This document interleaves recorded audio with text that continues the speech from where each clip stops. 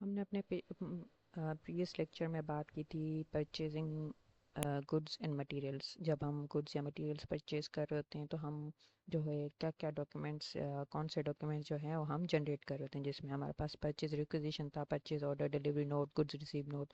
Basically ये जितने भी डॉक्यूमेंट्स हैं इन सब का एक अलग अलग जो है वो एक सबका एक जो है एक डिफरेंट रोल होता है हमारे ट्रांजेक्शन्स में। ये हमें एक डिफरेंट जो है वो डिटेल्स प्रोवाइड कर रहे होते हैं। फिर हमने बात की थी रिटर्निंग गुड्स के बारे में, जिसमें हमारे पास सप्लायर हमें क्रेडिट नोट प्रोवाइड करता है। अब हम बात करते हैं परचेजिंग सर्विसेज। जिस तरह से एक बिजनेस गुड्स या गुड्स और जो है वो मटेरियल्स परचेज कर रहा होता है, इसी तरह से बिजनेसेस सर्विस भी परचेज कर रहे होते हैं। अब सर्विसेज में क्या क्या आ रहे होते हैं हमारे पास? Rent, electricity, telephone, insurance, paying for advertisement, newspaper advertisement, repairing equipment, hiring a consultant। ये सारी सर्विसेज हैं जो बिजनेस जो है वो परचेज कर रहा होता है।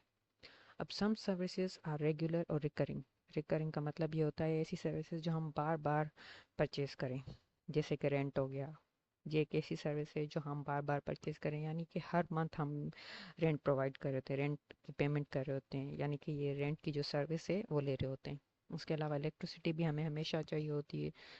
टेलीफोन, इंश्योरेंस, ये ऐसी सर्विसेज हैं जो हम रिकरिंग सर्विसेज हैं, जो कि हम बार बार ले रहे होते हैं, जिनके बगैर जो है हमारा बिजनेस जो है वो ऑपरेट नहीं कर सकता। अब the business usually receives N invoice for these services. Business जो है, जिस तरह से हमारे पास जब हम गुड्स की बात कर रहे थे तो हम क्या करते थे कि एक परचेज रिक्विजिशन जो है वो वेयर हाउस या मैन्युफैक्चरिंग डिपार्टमेंट या जिस डिपार्टमेंट को गुड्स या सर्विसेज, गुड्स सॉरी सर्विसेज नहीं, जिसको गुड्स की या जो है वो मटेरियल्स की ज़रूरत होती थी, वो एक परचेज रिक्विजिशन बना के परचेजिंग डिपार्टमेंट को देता था, और परचेजिंग डिपार्टमेंट जो है वो सप्लायर को जो परचेज ऑर्डर देता था। फिर जब गुड्स रिसीव हो जाती थी और जब हम जो है गुड्स को वेरीफाई कर लेते थे, जब हम गुड्स रिसीव नोट बना लेते थे, उसके बाद जो है वो सप्लायर हमें परचेज इनवॉइस देता था, जिसके अगेंस्ट हमें जो है सप्लायर को पेमेंट करनी होती थी। तो इसी तरह से जिस तरह से गुड्स में जो है वो हमारे पास परचेज इनवॉइस होती है जो सप्लायर हमें प्रोवाइड करता है, इसी तरह से सर्विसेज के मामले में भी हमें जो है बिजनेस को जो है वो इनवॉइस रिसीव होती है। अब इनवॉइस कहाँ से रिसीव होती है? जहाँ से फॉर एग्जांपल जो है हमने रेंट पे बिजनेस बिल्डिंग जो है रेंट पे ली हुई है, ठीक है। तो जो हमने जिससे रेंट पे बिजनेस बिल्डिंग ली हुई है वो हमें इनवॉइस प्रोवाइड करेगा और बोलेगा कि आपने जो है ये पेमेंट करनी है। इलेक्ट्रिसिटी हम ले रहे हैं, उसकी इनवॉइस हमें रिसीव होगी। हर चीज़ की इनवॉइस जो है हमें रिसीव होगी। जिस तरह से हमें गुड्स में इनवॉइस रिसीव होती है सप्लायर की तरफ से, इसी तरह से सर्विसेज में भी सप्लायर की तरफ से हमें इनवॉइस रिसीव होती है। Other services are one time और नॉन नॉन रिकरिंग। अब कुछ ऐसी सर्विसेज हम ले रहे होते हैं जो कि हम नॉन रिकरिंग होती है। नॉन रिकरिंग का मतलब ये है कि जो बार बार हम नहीं लेते, वंस इन अ वाइल या कभी हम ले लेते हैं, ठीक है। तो अब उसमें हमारे पास पेइंग फॉर न्यूज़पेपर एडवर्टाइजमेंट, ये एक ऐसी सर्विस है कि जब जो है हम एडवर्टाइजमेंट जो है वो कभी कभी कर रहे होते हैं, 6 मंथ्स में एक दफ़ा हो गया, साल में एक दफ़ा हो गया, ठीक है। तो उसकी जो है पेमेंट हम एक दफ़ा करते हैं, यानी कि वो सर्विस न्यूज़पेपर एडवर्टाइजमेंट की जो सर्विस है वो हम कभी कभी ले रहे होते हैं, ठीक है। तो नॉन रिकरिंग हम उसको बोलते हैं। रिपेयरिंग इक्विपमेंट, कोई चीज़, कोई इक्विपमेंट ख़राब हो गया, फॉर एग्जांपल एसी ख़राब हो गया या फिर कोई जो है मशीन ख़राब हो गई, तो हम उसको रिपेयर करवाएंगे। तो ये भी एक नॉन रिकरिंग है, यानी कि ये बार बार नहीं होता, ये कभी कभी ये सर्विस हम ले रहे होते हैं। हायरिंग अ कंसल्टेंट, हम कंसल्टेंट भी तब हायर करते हैं जब कोई चीज़ जो है फॉर एग्जांपल हम अगर टैक्स की बात करें, ठीक है। हमें हमारी कंपनी में कोई ऐसा बंदा नहीं है जो जो है वो टैक्स फाइल कर सके या जिसको जो है टैक्स से रिलेटेड नॉलेज हो।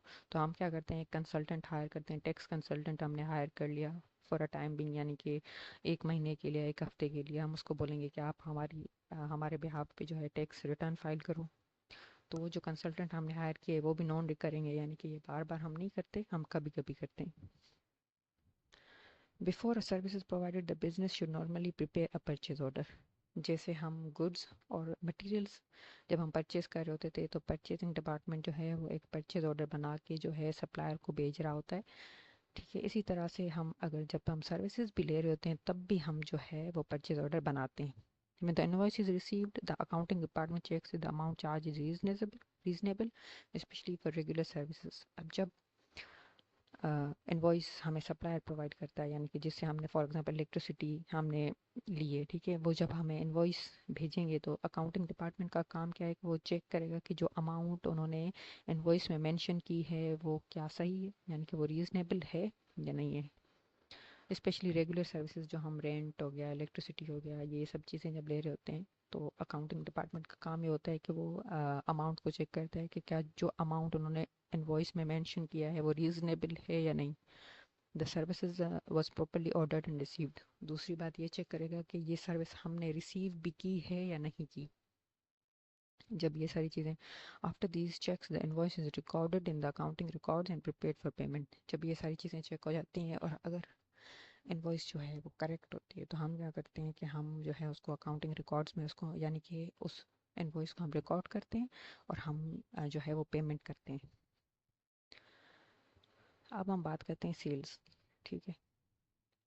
The sales process depends on the type of business. इसका क्या मतलब है कि जो है वो जो सेल हो रही होती है वो डिपेंड करता है कि जो आपका जो बिजनेस है वो किस टाइप का है, ठीक है। Retail sales, in a retail business, customers buys goods from a shop or other or through an online store। Retail business ये होता है कि जो है फॉर एग्जांपल मैंने जो है रिटेल बिजनेस का मकसद ये होता है कि मैं कोई चीज़ें मैन्युफैक्चर नहीं कर रहा, ठीक है। मैं मेरा रिटेल का बिजनेस है और मैं कोई जो है चीज़ें मैन्युफैक्चर नहीं कर रही, मैं जो है वो एक बनी बनाई चीज़ें मैं किसी बिजनेस से किसी होलसेलर से परचेज कर रही हूँ, ठीक है। और वो जो चीज़ें हैं वो मैं सेल कर रही हूँ टू कस्टमर्स, ठीक है। इसको हम बोलते हैं रिटेल बिजनेस, ठीक है। वो जो है वो एक शॉप भी हो सकती है और उसके अलावा मेरा ऑनलाइन स्टोर भी हो सकता है, यानी कि मुझे कोई शॉप की ज़रूरत नहीं, मैं ऑनलाइन जो है वो सेल कर रही हूँ। अब इसमें क्या होता है, the customer selects the goods. Customer जो है वो गुड्स सिलेक्ट करेगा पहले तो। Payment usually is made immediately. Most of the time ये हो रहा है कि जो पेमेंट होती है वो उसी वक्त हो जाती है जिस वक्त जो है कस्टमर जो है चीज़ें परचेज करता है। The customer receives a cash register till receipt is proof of purchase. जिस तरह से हम किसी रिटेल स्टोर में जाते हैं तो कस्टमर जब पेमेंट कर रहा होता है, पेमेंट करता है, तो उसको हम एक रिसीट प्रोवाइड करते हैं। वो रिसीट एज अ प्रूफ होती है कि जो है उस कस्टमर ने हमसे परचेज की है। The sale is also recorded automatically by cash register और कंप्यूटर सिस्टम। सेल भी जो है वो खुद ही रिकॉर्ड हो जाती है कंप्यूटर सिस्टम। जब कंप्यूटर जो है वो रिसीट बनाएगा कस्टमर के लिए, मोस्टली ये होता है कि हमारे पास आजकल कंप्यूटर सिस्टम होते हैं और कंप्यूटर सिस्टम में ये होता है कि जब भी कस्टमर हमें पेमेंट करता है तो जो है वो हम उसको एक रिसीट जब प्रोवाइड कर रहे होते हैं तो उसमें जो है वो सेल जो होती है वो ऑटोमेटिकली रिकॉर्ड हो जाती है सिस्टम में।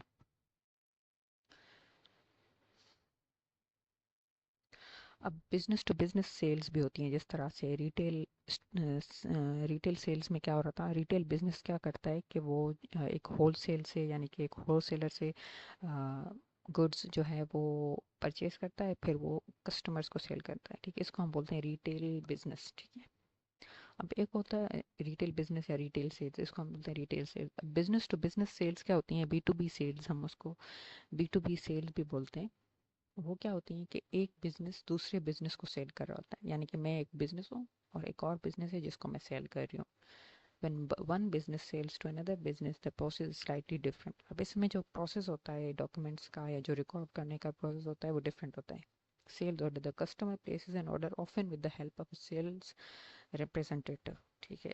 यानी कि फॉर अगर मुझे सेल करनी है, ठीक है, सॉरी, जब मेरे पास एक बिजनेस आता है वो बोलता है कि मुझे जो है वो ये चीज़ें चीज़ें चाहिए, अ, ये चीज़ें मुझे परचेज़ करनी है, तो वो किस तरह से होता है कि उनका कोई सेल्स रिप्रेजेंटेटिव होता है, ठीक है। उस कंपनी का एक रिप्रेजेंटेटिव होता है जिसको हम सेल्स रिप्रेजेंटेटिव बोलते हैं। वो बोलेगा कि हमें ये चीज़ें आपसे परचेज़ करनी है, ठीक है, तो वो हमसे परचेज़ करने आए और हम जब ये ट्रांजेक्शन करेंगे तो हम सेल की ट्रांजेक्शन रिकॉर्ड करेंगे। और वो जो बिजनेस है जो हमसे परचेज़ करने आया है, जब वो ये ट्रांजेक्शन रिकॉर्ड करेगा तो उसके बुक्स में वो परचेज़ होगा, हमारे बुक्स में वो सेल होगा क्योंकि हम सेल कर रहे हैं, ठीक है। अब इस केस में सेल्स रिप्रेजेंटेटिव हमारे पास आएगा उनका, और बोलेगा कि हमें ये चीज़ जो है परचेज करनी है आपसे। Goods dispatch note. A goods dispatch note is prepared to authorize the warehouse to send the goods to customers. अब ये होगा कि जो है जब उन्होंने हमें परचेज ऑर्डर, अब क्या करेगा वो सेल्स रिप्रेजेंटेटिव कि वो परचेज ऑर्डर बना के हमें देगा, ठीक है। जब उसने हमें परचेज ऑर्डर बना के दिया तो हम क्या करेंगे कि हम वो सारी चीज़ें जो है उस कस्टमर को, यानी कि उस बिज़नेस को भिजवाएंगे, वो हमारा कस्टमर है, हम उसको वो चीज़ें भिजवाएंगे और उसके साथ एक गुड्स डिस्पैच नोट भी हम उसको प्रोवाइड करेंगे। इसका मतलब ये गुड्स डिस्पैच नोट का जो है वो काम ये होता है कि वो जो है उस कस्टमर को, जो हमारा कस्टमर है जिसने हमसे परचेज़ की है, उसको ये बताएगा कि हमने ये चीज़ें जो हैं वो आपको प्रोवाइड की हैं।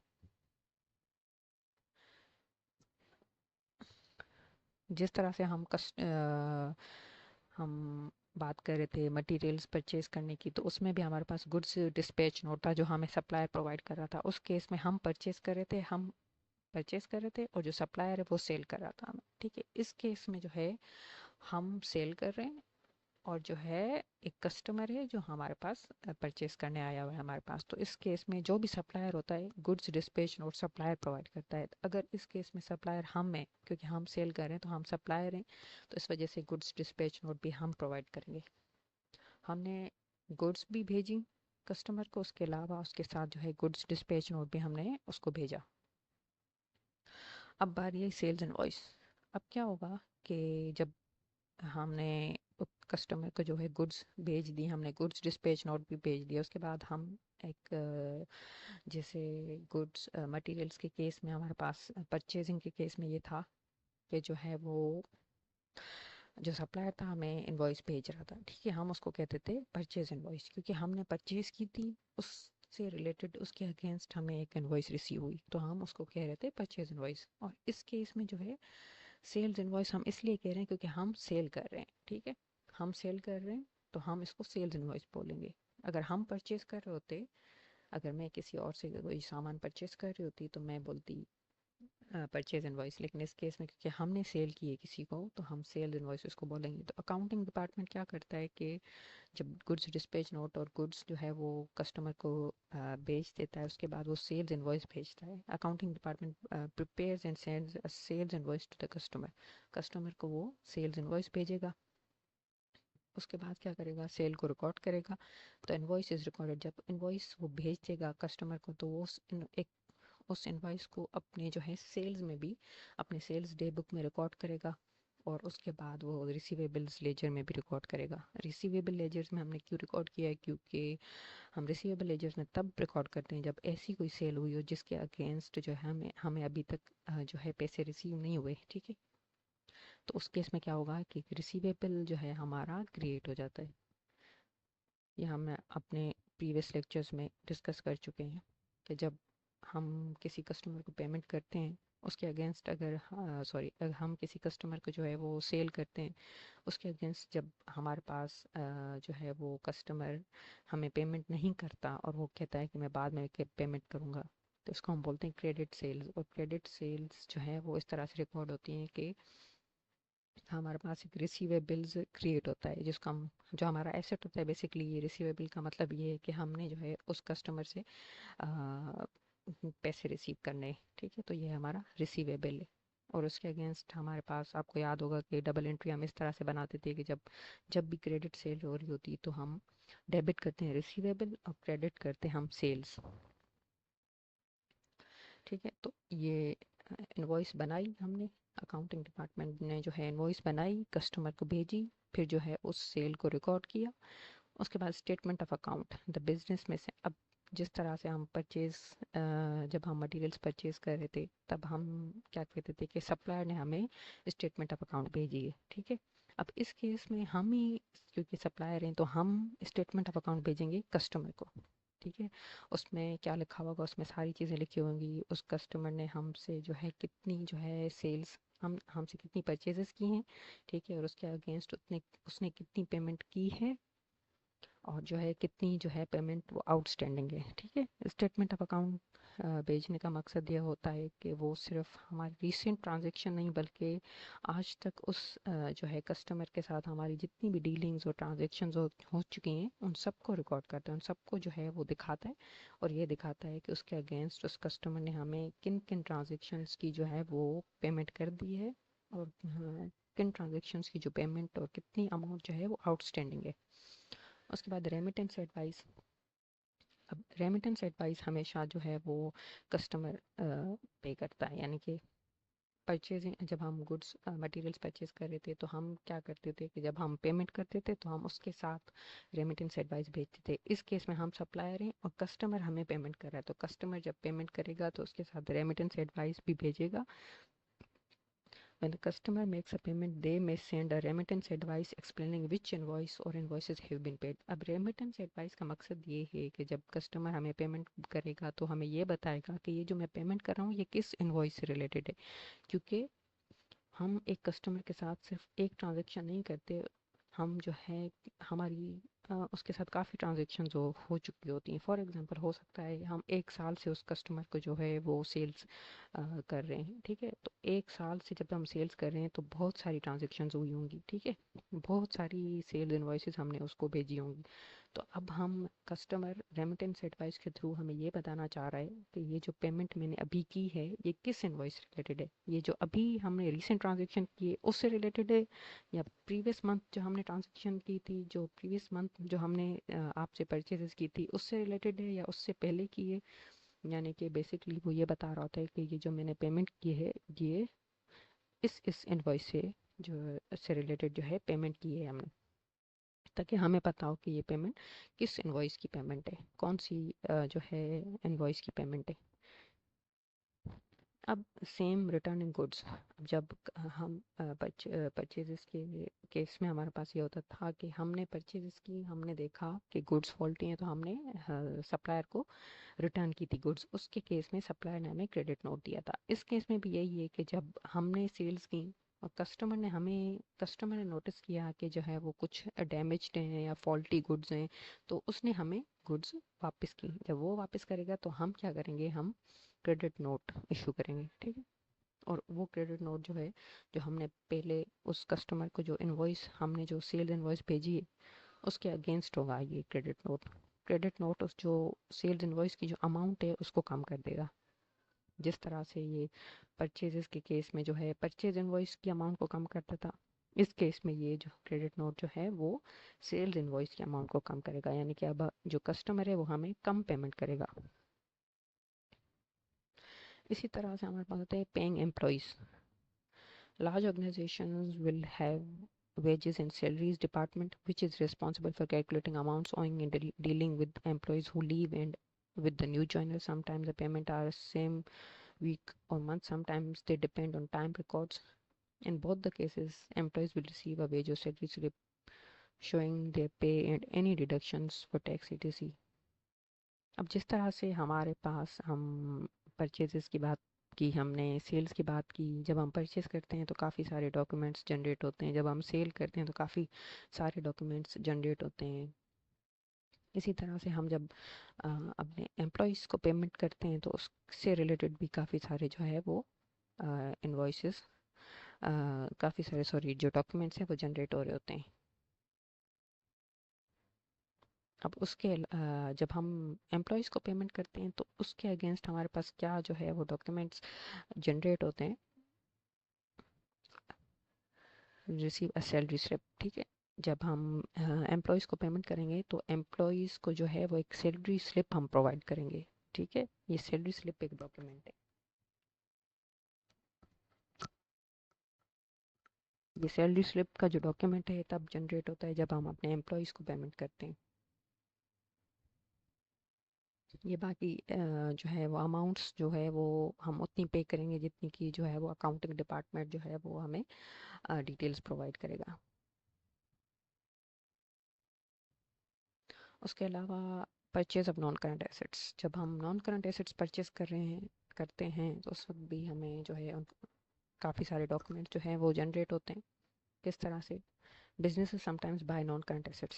जैसे मैं एक बिजनेस हूँ और मुझे फॉर एग्जांपल फर्नीचर परचेज करना है। नॉन करंट एसेट्स क्या होते हैं? वो एसेट्स जो हम बेचते नहीं हैं, मतलब कि जो हमारी एक्टिविटी नहीं है। करंट एसेट्स क्या होते हैं? फॉर एग्जांपल मैं जो है वो कपड़े सेल कर रही हूँ, ठीक है। तो मैं जो है वो कपड़े बनाऊंगी, ठीक है। जब कपड़े बनाऊंगी तो वो कपड़े जो हैं वो मेरा एक करंट एसेट है। करंट एसेट इस वजह से है क्योंकि मेरा बिजनेस ही कपड़े बेचना है, ठीक है। तो मेरा करंट एसेट है और वो मैं सेल करने वाले। नॉन करंट एसेट वो होते हैं जो हम बिजनेस को ऑपरेट करने के लिए परचेज करते हैं, जैसे कि फर्नीचर परचेज कर लिया, मशीन परचेज कर ली या एसी परचेज कर लिया। तो ये नॉन करंट एसेट्स हैं जो कि हम सेल नहीं करेंगे, जो हमारी एक बिजनेस एक्टिविटी नहीं है। वो हम सिर्फ बिजनेस को ऑपरेट करने के लिए, ताकि हमारा बिजनेस चलता रहे, इस वजह से हम परचेज कर रहे हैं, ठीक है। तो जब हम businesses sometimes buy non current assets such as computers, printers, vehicles, जो हमारी गाड़ियाँ होती हैं या जो भी चीज़ें जो है मशीनरी, ये सब चीज़ें नॉन करंट एसेट्स होती हैं। नॉन करंट एसेट्स इस वजह से हैं क्योंकि ये चीज़ें हम सेल नहीं करते, हम अपने बिजनेस को ऑपरेट करने के लिए ये चीज़ हमारे लिए हम परचेज करते हैं। The process usually follows this steps: purchase requisition, an employee request a new non current asset. अब फॉर एग्जांपल जो है एक एम्प्लॉय ने बोला कि मुझे एक नया एसी चाहिए, ठीक है। या फिर सॉरी, या फिर एक नई जो है वो चेयर चाहिए। एक एम्प्लॉय को एक नई चेयर चाहिए। तो वो क्या करेगा? वो एक रिक्वेस्ट जो है, या फिर उसको प्रिंटर चाहिए या कंप्यूटर चाहिए, जो भी चाहिए एक एम्प्लॉय को, तो वो क्या करेगा? परचेज रिक्वेजिशन बनाएगा। जिस जब वो परचेज रिक्वेजिशन बना के, अब एक एम्प्लॉय के पास ये अथॉरिटी नहीं होती कि वो खुद जो है वो चीज़ें परचेज कर सके। तो वो क्या करेगा? एक परचेज रिक्वेजिशन बनाएगा, ठीक है। एक रिक्वेस्ट बनाएगा, परचेज रिक्वेस्ट जिसको हमको बोलते हैं। रिक्वेजिशन का मतलब है रिक्वेस्ट। एक परचेज परचेज रिक्वेजिशन बनाएगा। अब अप्रूवल के लिए क्या होगा कि the request is checked and approved by manager और द कंपनी अकाउंटेंट। अब ये जो परचेज रिक्वेजिशन उस एम्प्लॉय ने बनाया है, अब इसको अप्रूव कौन करेगा? या तो उस कंपनी का मैनेजर या तो फिर उस कंपनी का अकाउंटेंट उसको अप्रूव करेगा, ठीक है। अब जब मैनेजर या अकाउंटेंट अप्रूव कर लेता है, उसके बाद क्या होता है? Purchase order. After approval a purchase order is sent to the supplier. अब क्या करेगा? परचेसिंग डिपार्टमेंट जो है वो, जो जब अप्रूवल मिल जाता है उसके बाद जो परचेसिंग डिपार्टमेंट है वो एक परचेज ऑर्डर बनाएगा और सप्लायर को भेजेगा।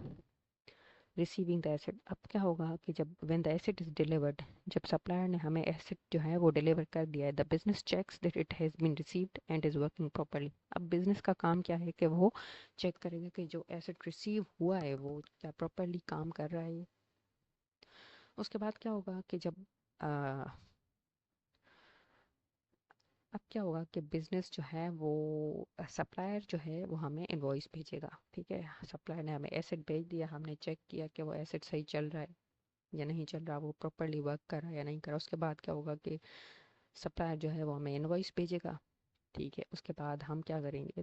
अकाउंटिंग डिपार्टमेंट क्या करेगा? पहले तो वो इनवॉइस को वो वेरीफाई करेगा कि जो इनवॉइस सप्लायर ने हमें भेजी है वो क्या जो है वो सही है या नहीं है, क्या उसमें जो अमाउंट है वो सही है, क्या वो जो एसेट हमने उससे परचेज किया था क्या वो प्रॉपरली वर्क कर रहा है या नहीं। ये सारी चीज़ें जब वेरीफाई हो जाएंगी तो अकाउंटिंग डिपार्टमेंट का काम क्या है कि वो उस इनवॉइस को रिकॉर्ड करेगा। जिस तरह से this is the similar process जैसे हमने purchase of goods and raw materials में देखा था। All of these transactions are recorded in the books of account. ये सारी ट्रांजेक्शन्स जो हमारे अकाउंट्स में रिकॉर्ड हो रही होती हैं, बुक्स जिसको हम बोलते हैं बुक्स ऑफ अकाउंट्स। जब जो है उसके बाद information is summarised at the end of accounting period into two statements. अब ये सारी चीज़ें जो जितनी भी हमारे पास परचेजेस हुई हैं, जितनी सेल्स हुई हैं, या जितनी भी हमने नॉन करंट एसेट परचेज किए या जो हमने एम्प्लॉयज़ को पेमेंट की, ये सारी चीज़ें हमने क्यों रिकॉर्ड की हैं, इन सब के क्यों डॉक्यूमेंट्स हमने बनाए। और हमने हमने डॉक्यूमेंट्स बनाने का मकसद ये था कि हम जो है इन सब चीज़ों को रिकॉर्ड कर सकें। और क्यों रिकॉर्ड कर सकें? क्योंकि हमारे पास हमारे अकाउंटिंग ईयर एंड में जब जो है अकाउंटिंग ईयर एंड जब हमारा होता है हर साल के एंड में, ठीक है, हमें क्या करना होता है? हमें इनकम स्टेटमेंट बनानी होती है और फाइनेंशियल पोजीशन बनानी होती है, ठीक है। तो ये दोनों स्टेटमेंट्स बनाने के लिए हमें ये रिकॉर्ड करना ज़रूरी होता है, ताकि हम जितनी भी ट्रांजेक्शन्स हो रही हैं उन सबको, अपने बिजनेस में जितनी भी ट्रांजेक्शन्स हो रही हैं वो रिकॉर्ड कर सकें। और रिकॉर्ड करके जो है वो इन दी एंड हम रिकॉर्ड करने का मकसद ये है कि हम फाइनेंशियल स्टेटमेंट्स बना सकें। बेसिकली जितनी भी हमारे पास चीज़ें हो रही होती हैं, डॉक्यूमेंट जनरेट हो रहे होते हैं या रिकॉर्ड हो रहे होते हैं, या जो भी चीज़ें हो रही होती हैं वो सारी, उनको जो है उनका मकसद क्या है, डॉक्यूमेंट्स बनाने का मकसद ये है कि ताकि हम जो है उन ट्रांजेक्शन्स को रिकॉर्ड कर सकें, ताकि फिर हम ये दोनों जो स्टेटमेंट्स हैं हमारे, इनकम स्टेटमेंट और स्टेटमेंट ऑफ फाइनेंशियल पोजीशन जिसको हम बैलेंस शीट भी बोलते हैं, वो हम बना सकें।